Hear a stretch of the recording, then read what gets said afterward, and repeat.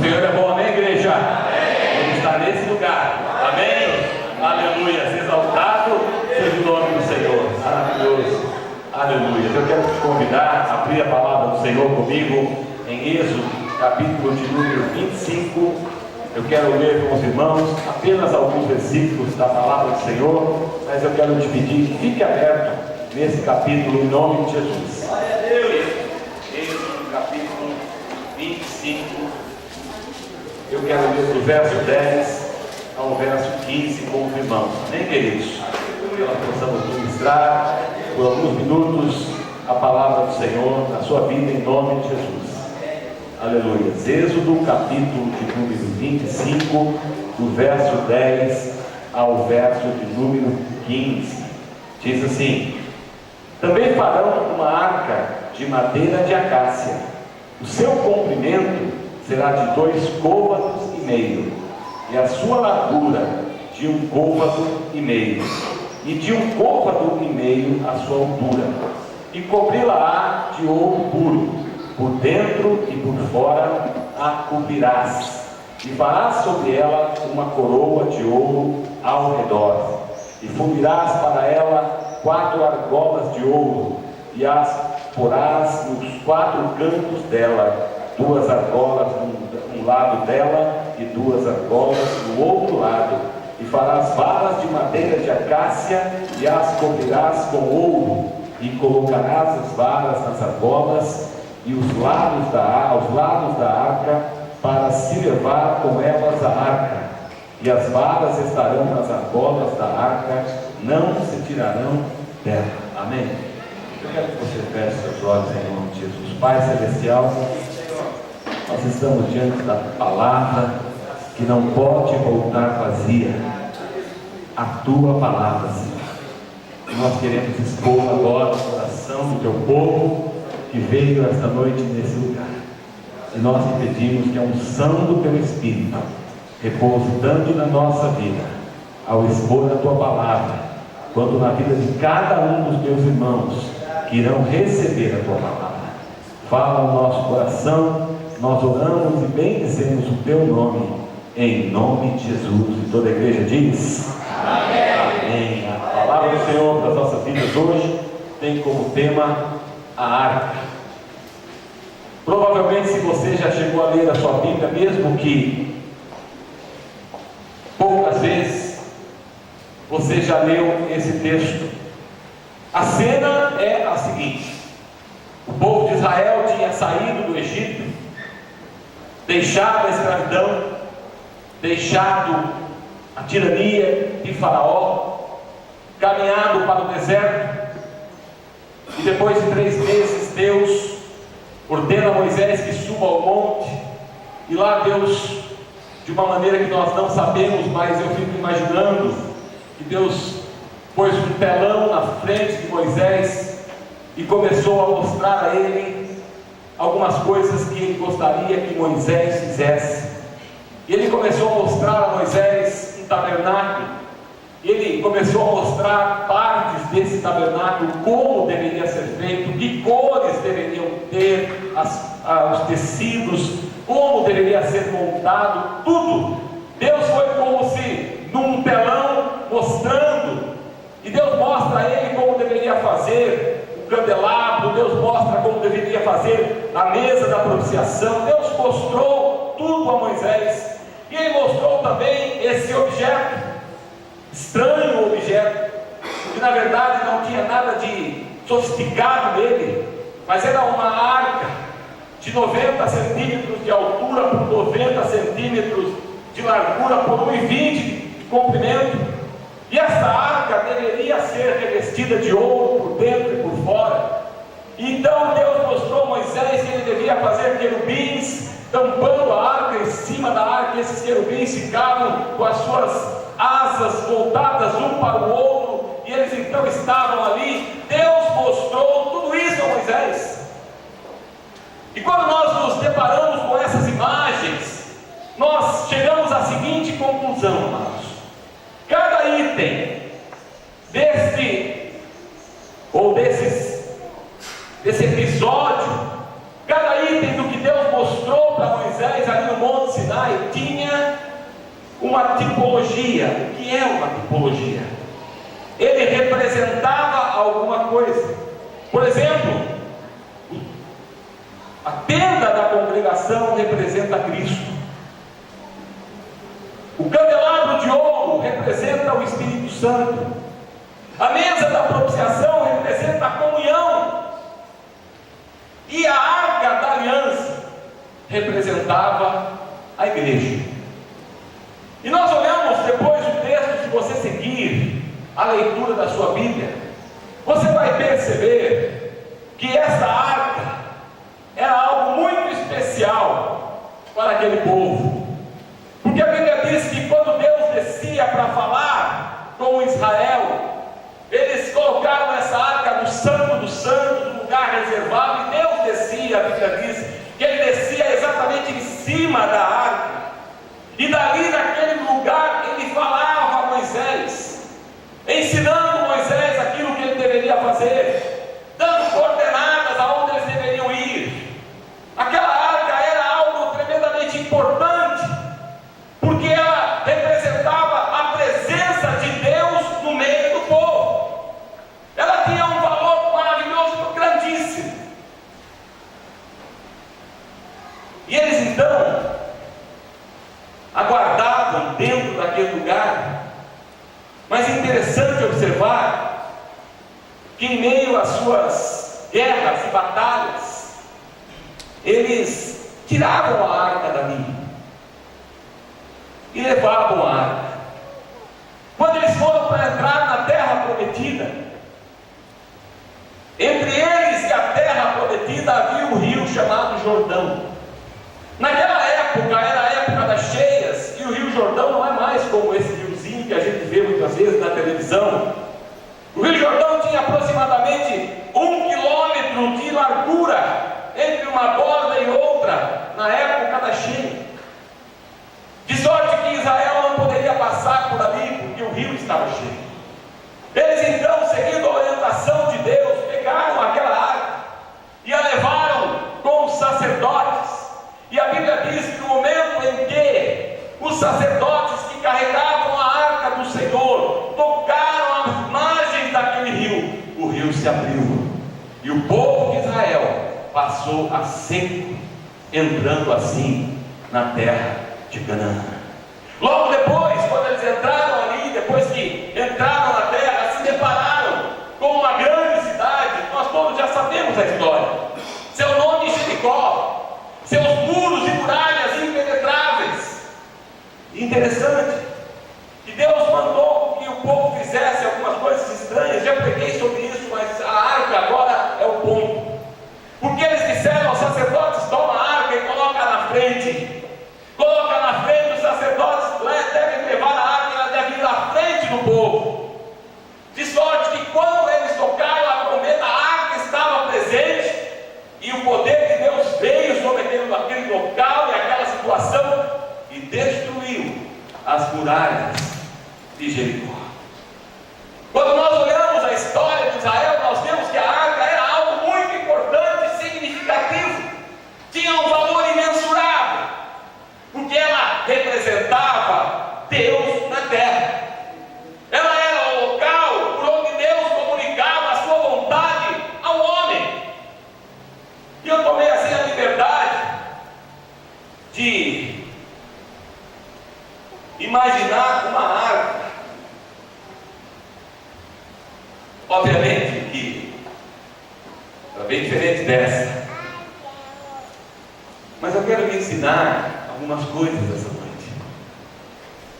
Porque essa arca, irmãos, ela era o local onde eles guardavam 3 itens. Eles guardavam aqui dentro a palavra que tinha sido dada a Moisés. Eles guardavam aqui dentro a vara que florescera de Arão.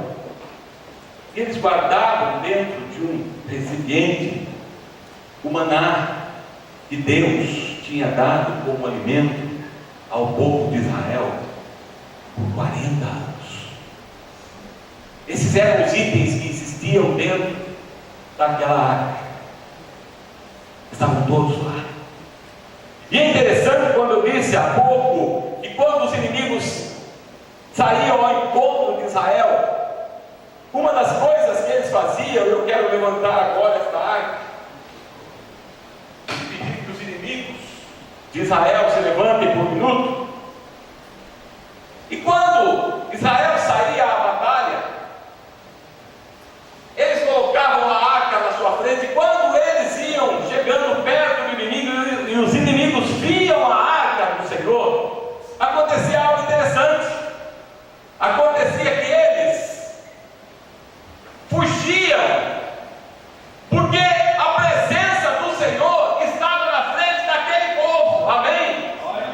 Quando aquele povo via, o povo filisteu via a arca, eles tremiam de medo. Amém, queridos? Porque Deus estava presente no meio do povo. Deus estava com eles. O povo, quando olhava Israel e via a arca, eles temiam. Certa feita, os filisteus levaram a arca, venceram Israel e levaram a arca. Mas quando ela foi colocada no templo de Dagon, a Bíblia diz que no dia seguinte eles foram ver a arca e o seu Deus estava caído, prostrado diante da arca do Senhor. Eles então levantaram o seu Deus, e no dia seguinte eles novamente voltaram lá para ver, e mais uma vez o seu Deus estava prostrado diante da arca do Senhor. Diante do Senhor nenhum Deus para em pé, porque Ele é o único Senhor. Amém? Louvado seja Deus. Glória a Deus. Eles ficaram lá por 3 meses com a arca. E nesse tempo houve pragas no campo dos filisteus, ao ponto deles temerem tanto que pegaram um carro de boi novo e colocaram a arca em cima e soltaram para que ela voltasse para Israel. A arca do Senhor era a manifestação do próprio Deus na terra. Amém? Quando as pessoas viam a arca, elas temiam, elas tinham medo, elas respeitavam, porque nada mais era do que Deus no meio dos homens. Hoje em dia, essa arca, espiritualmente falando, ela se chama igreja. A igreja é a arca de Deus nesse tempo. Louvado seja Deus. O detalhe é que na arca havia 3 itens. A palavra dada a Moisés,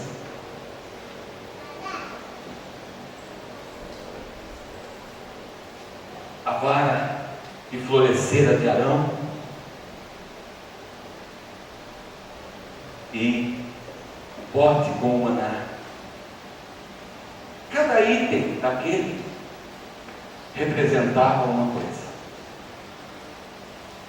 A palavra, as leis, eram a maneira que Israel tinha de viver. Ela era a palavra de Deus. E Israel tinha que guardar esta palavra, porque ela foi dada a Moisés, e o próprio dedo de Deus escreveu naquelas tábuas. A vara de Arão representava Jesus Cristo. e ele crucificado. A madeira fala da cruz. O maná fala de suprimento, daquilo que come-se para dar força, e ele tipifica o Espírito Santo.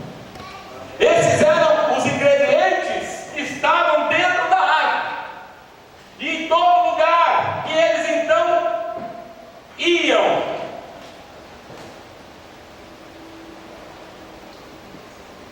os 3 itens estavam dentro dela.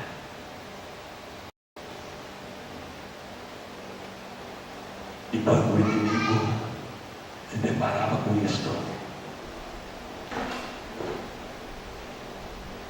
eles temiam, porque aí estava a presença de Deus no meio do povo. Glória a Deus. A palavra, Louvado seja Deus.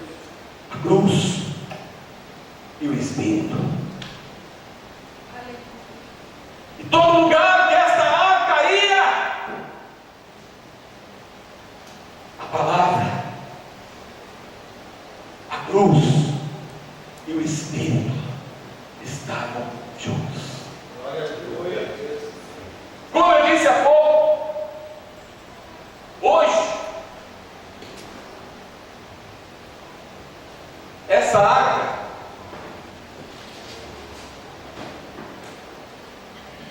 se chama igreja. Mas essa igreja, deste século, parece que alguma coisa aconteceu. Porque, na maioria, esse livro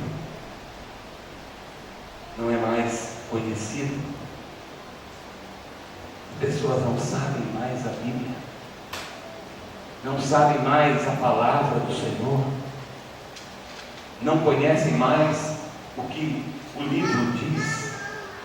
Há uma ignorância com relação à palavra de Deus no meio da igreja, porque ela tem sido pouco a pouco tirada do meio.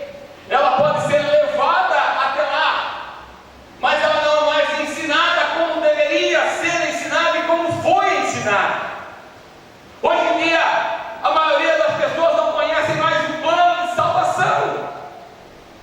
Pessoas que vão à igreja não conhecem o mínimo para que possam ser salvos. Não conhecem o que esse livro diz a respeito de si próprio, a respeito daquele benefício que ao lê-lo eu posso ter. As pessoas não conhecem mais. Se eu perguntasse aqui, provavelmente 2, 3 levantariam a mão dizendo: quantos livros tem a Bíblia? Alguém diria: eu sei, pastor, eu também sei do Velho Testamento e do Novo. Quantos livros tem? E sabe, a maioria aqui não saberia dizer isso. Porque infelizmente, irmãos, aquilo que é manual de vida foi tirado do meio da arca, ou de dentro dela. Por isso as pessoas são levadas, enganadas, estão vivendo um evangelho fraco, se dizem evangélicas, mas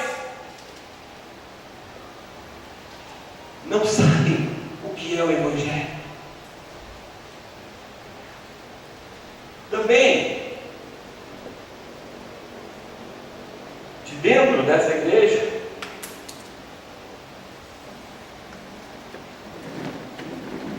se tiraram o maná, que representa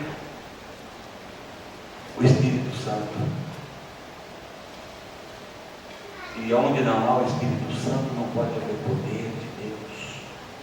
Porque o Espírito Santo de Deus é o poder de Deus. Aleluia. Aonde não há o Espírito Santo, as pessoas estão vagando cegamente. Porque o Espírito Santo é quem nos guia em toda a verdade.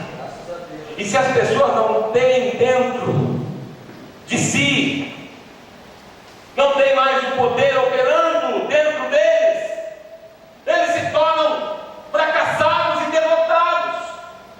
Porque o que nos mantém em pé, o que nos fortalece, o que faz com que nós vençamos as batalhas, é o poder do Espírito Santo atuando em nós. E se não existe mais esse poder no meio da igreja, dessa igreja secularizada, dessa igreja moderna, não pode haver mais vitoriosos. Infelizmente,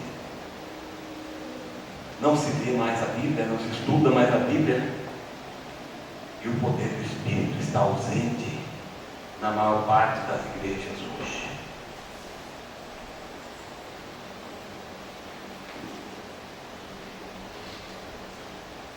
Tiramos também a vara, que representa a cruz. Se nós não entendemos o que significa a obra da cruz, nós estamos perdidos. Se nós não sabemos o que significa aquilo que Jesus fez na cruz do Calvário por nós estamos perdidos. Se nós não entendemos que o meio pelo qual o homem pode ser salvo, e o único meio pelo qual o homem pode ser salvo é por meio da obra de Cristo na cruz do Calvário, estamos indo para o inferno, mesmo dentro da igreja. Se não entendemos que toda bênção, toda provisão, tudo vem da obra da cruz, estamos perdendo o nosso tempo dentro da igreja. E aí nós nos tornamos uma igreja assim. E o que vai acontecer com uma igreja assim? Eu vou dizer para você: os inimigos se levantam. E quando a igreja caminha, sabe o que acontece?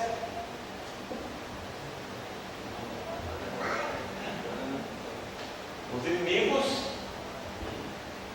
riem, zombam. Os inimigos fazem com que nós sejamos parecidos como estúpidos. Obrigado, irmãos. Mas isso é o que acontece no meio da igreja hoje. O mundo não mais nos teme. O inimigo não mais nos teme. O inimigo não mais tem aquele sentimento de que Deus está no nosso meio. O inimigo não mais teme a igreja de Jesus. Porque a igreja de Jesus. Mas sabe o que aconteceu? Pior do que isso é que a igreja de Jesus não ficou vazia. Sabe por quê, irmãos?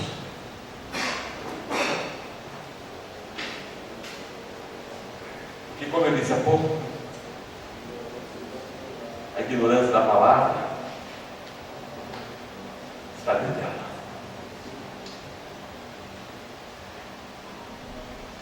As ideias do mundo estão dentro dela. Os costumes do mundo estão dentro dela. Os estilos do mundo estão dentro dela. Os ritmos do mundo estão dentro dela. O mundanismo está dentro dela. O sensualismo está dentro dela. A carnalidade está dentro dela. Os vícios estão dentro dela. pornografia está dentro dela. A falta de respeito está dentro dela.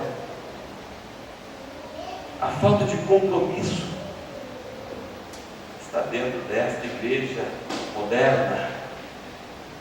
A troca de prioridade está dentro dela. O desinteresse está dentro dela. E a diversão está dentro dela. Para que serve uma igreja assim? Para que serve uma igreja assim?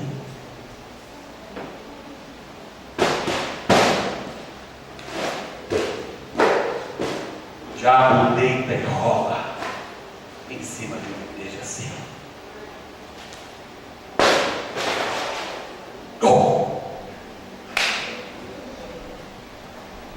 Essa igreja que tem sido vista neste mundo hoje, que as pessoas estão lá porque querem se divertir, vem para ela achando que podem trazer os costumes deste mundo que já está dentro dela.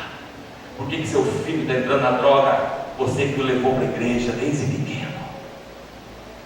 Porque, infelizmente, dentro da própria igreja, eu não estou falando da igreja de Jesus verdadeira, estou falando dessa que está aí fora. Eu estou falando dessa igreja moderninha, dessa igreja que diz assim: a gente tem que agradar mesmo. Os jovens têm que ter coisa para jovem, então tem que ter luz, tem que ter som, tem que ter rock, tem que ter rap, tem que ter rap, tem que ter hip hop, tem que ter de tudo, tem que ter estroboscópio no meio da igreja, porque nós temos que segurar os nossos jovens. Isso nunca vai segurar jovem nenhum, porque não há salvação no meio do lugar desse. Nós temos que acordar e voltar a uma igreja que tenha dentro dela a palavra sendo pregada e ensinada. Nós temos que voltar para uma igreja que tenha o poder do Espírito Santo operando na vida dos seus membros. Amém? Nós temos que voltar para uma igreja onde a cruz é pregada e ensinada, porque senão, amados, nós estaremos indo para o mesmo lugar que o mundo está indo, que é o inferno. Porque esse tipo de igreja que temos visto hoje não agrada ao Senhor Jesus, não é dele, e portanto ele não pode estar num lugar desse. Deus não está aonde essas coisas que eu acabei de mostrar para você estão. Então nós precisamos acordar, nós precisamos entender o que é igreja. Eu tenho falado disso desde a semana passada aqui, porque se a igreja está assim, é porque seus membros estão assim, e precisamos nos arrepender. Precisamos nos arrepender, porque esta igreja ali é uma igreja morna, e a palavra do Senhor para ela é esta: eu vou te vomitar da minha boca. Sabe qual é o destino desses crentes ali? O mesmo do mundo. Sabe para onde aqueles homens e mulheres estão indo? O inferno. Porque temos que acordar. Amém, amados? Amém. Temos que acordar. É a última hora. Jesus está voltando. Jesus vem buscar uma noiva sem mácula, sem mancha, sangue, imaculada. Esta é a igreja. Qual que é a boa notícia? Tem tantas más desse jeito, pastor. A boa notícia é que existe uma igreja, amém, de remanescentes fiéis, que querem realmente agradar ao Senhor, que não estão buscando o seu interesse, não está buscando o seu bel prazer, mas está buscando agradar o Deus Todo-Poderoso, amém. Essa igreja eu faço parte, e você pode fazer parte, e você faz parte se você quiser, amém. A outra eu penso nela, eu me perdoe a expressão, mas quando eu olho para aquela igreja, me dá ânsia, eu fico com vontade de vomitar, porque embora todos achem que Deus não está presente num lugar desses, meu irmão, Deus não pode estar presente no lugar daqueles, Ele não está. E isso eu estou falando de vidas também, não estou falando de local só não, estou falando de vida, porque a igreja é composta de pessoas. Se aquilo está na sua vida, alguma coisa está errada na sua vida. E você precisa se arrepender. Qual foi o último dos profetas narrados na Bíblia? Tem vários depois, mas o último que a Bíblia enfatiza foi João Batista. João Batista foi o último dos profetas que a Bíblia cita como profeta e como pessoa de, vamos dizer assim, evidência. Sabe quantos milagres este homem fez? Sabe quantos? Quem pode chutar? Nenhum? E da outra? Quantos? Quantos milagres João Batista fez? E se eu errar, né, pastor? Então é melhor não falar, né? Nenhum. E a Bíblia diz que maior do que ele não houve profeta. E sabe o que ele falava? Arrependei-vos, porque é chegado o Rei dos céus. Sabe qual foi a mensagem de Jesus? A mensagem de Jesus foi esta: arrependei-vos, porque é chegado o Rei dos céus. Qual é a mensagem de hoje? Arrependei-vos, porque é chegado o Rei dos céus. Não há mais tempo para brincar de igreja. Não há mais tempo de ter duas caras. Não há mais tempo de ser pessoas que entram mascarados dentro da igreja, mas nas suas casas tiram suas máscaras. Não há mais tempo. Jesus Cristo está voltando e Ele vem buscar a sua igreja. Amém? A palavra desta noite é essa: arrependei-vos. Arrependimento, irmão, não é uma palavra. Arrependimento é uma mudança. Se houver arrependimento, haverá mudança. Se não há mudança, é porque não há arrependimento. Não tem jeito. Mudança de mente, mudança de vida. Paulo diz assim, lá em Romanos: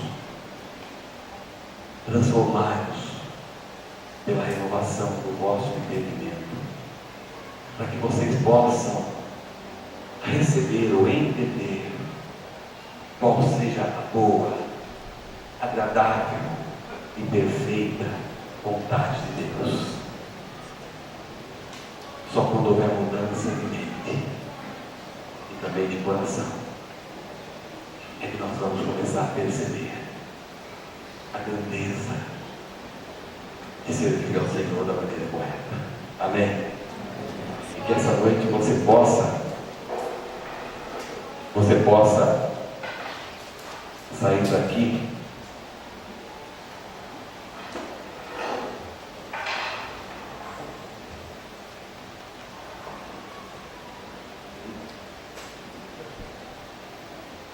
sabedor disso. Amém? Amém, queridos? Amém. Aleluia. Glória a Deus. Feche seus olhos. Pai Celestial, eu oro por cada vida que entrou nesse lugar nessa noite, por cada pessoa. Tu conheces o coração, Tu conheces a vida, Tu conheces cada situação que essas vidas estão vivendo, estão passando.